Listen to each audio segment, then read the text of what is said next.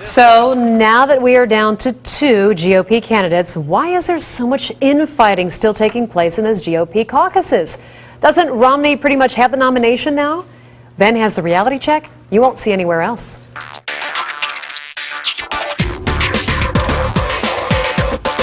And then there were 2. Former Massachusetts Governor Mitt Romney and Texas Congressman Ron Paul are the only 2 candidates still vying for the Republican nomination.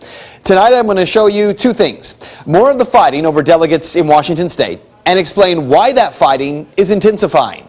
Let's start in King County, Washington. The state of Washington has been holding its delegate caucuses as they're sending delegates on to the state convention, which will be held May 31st through June 2nd. Now, in order to choose those delegates, Washington is holding these delegate caucuses. And here's what happened in the King County 37th District Caucus over the weekend. The GOP representative is Lori Sotelo. Sotelo conducts the business of the caucus by holding a floor vote for a caucus chairman, and it happens correctly according to the rules. The problems start when a woman named Tamara Smilanich is voted in as caucus chairman. Sotelo begins to argue that because Tamara is a known Ron Paul supporter, the caucus cannot continue. Listen. Ron Paul campaign does not have authority to rent this room. They have not provided insurance for this building. The Ron Paul campaign is Cameron Smilanich is a member of the Ron Paul campaign. And you do not. She's not paid by the Ron Paul campaign. You're the backup and you do not have authority to run the meeting in this building. You will have 10 minutes before this building must be vacated. To be clear on what is being said here, Sotelo claims that Smilanich is a Ron Paul operative.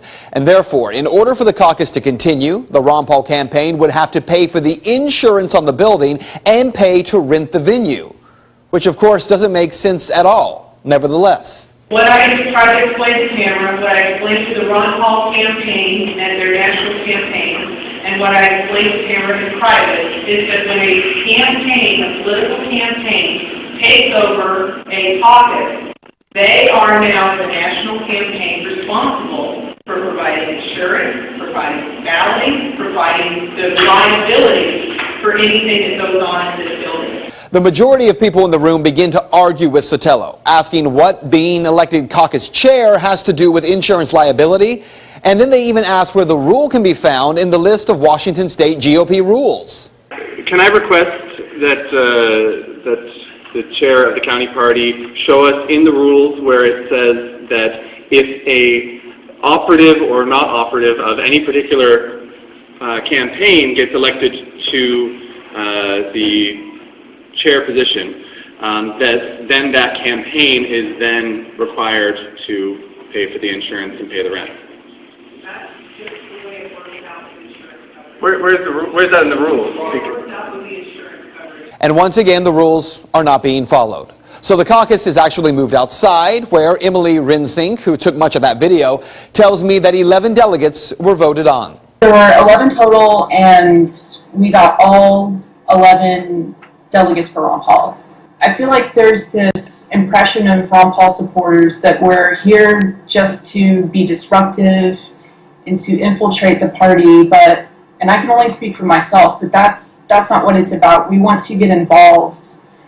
I'm genuinely a conservative, and I just want to get involved in the Republican Party. So why is there such a fight in the Republican Party? Isn't it really all over? Didn't Romney already pretty much lock up the nomination? Well, actually, no. And this is what I've been telling you for months now. At its state convention, Washington will select 43 delegates to the RNC. Now, according to the delegate count on realclearpolitics.com, in the state of Washington, Mitt Romney has 25 of those delegates already in his corner. Ron Paul has 8. But that's not true, because in the state of Washington, none of those delegates have been selected. Another example, the state of Iowa, which will send 28 delegates to the RNC. Iowa, Real Clear Politics says Romney has 6, Santorum 7, and Paul has 1. But it's not true. Actually, in Iowa, half of the delegates were just selected over the weekend. 13 people who will choose 13 delegates. And now we know 13 slots, Ron Paul delegates. The other 10, we don't know yet. One more for you. The state of Minnesota, which will send 40 delegates on to Tampa. In Minnesota, half of the delegates are called congressional district delegates. The other half at-large delegates. Well, The state of Minnesota voted over the weekend for the congressional district delegates, and here's what we know. 20 of the 24 went to Ron Paul. The other 13 will be voted on May 18th and 19th. And that's what you need to know. A month ago, not one media source other than Reality Check was correctly counting delegates. Therefore, you had no idea that Ron Paul or any other candidate could still win Minnesota or Iowa. Many people thought it was a done deal. And yet, it just happened. And that's why the fight in the Republican ranks is not over. Every state with unbound delegates is now a battleground for those delegates. And that is Reality Check. If you would like to make your voice heard on the story, head over to Ben's Facebook page. You can find it by searching Ben Swann, WXIX.